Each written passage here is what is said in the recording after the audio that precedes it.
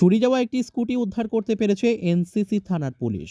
গত ২৬শে জানুয়ারি জিবি বাজার এলাকা থেকে অভি চক্রবর্তী নামে এক ব্যক্তির একটি স্কুটি চুরি হয়ে যায়। পরে তিনি অভয়নগর ফাঁড়িতে অভিযোগ দায়ের করেন। সঙ্গে সঙ্গে তদন্তে নামে পুলিশ। সর্ষে পর্যন্ত ৭৯ টিলা এলাকা থেকে স্কুটি উদ্ধার করে এনসিসি থানার পুলিশ। তবে কোন চোরকে আটক করতে পারেনি পুলিশ। রবিবার লক্ষ্মীনারায়ণ বাড়ি এলাকার বাসিন্দা অভি চক্রবর্তীর হাতে পুলিশ স্কুটিটি তুলে দেয়। চুরি যাওয়া স্কুটি ফিরে পেয়ে খুশি তিনি।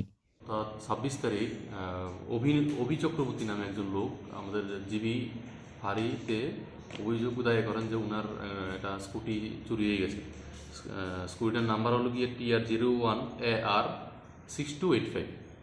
তো সঙ্গে সঙ্গে আমাদের বিট পেট্রোলিং পার্টি অফিসার সহ, জিবি আউটপোস্টের অফিসার সহ এবং ওই SIS সিকিউরিটি সবাই মিলে আমরা বেরিয়ে পড়ি স্কুটিটার খোঁজ খবর নেওয়ার জন্য।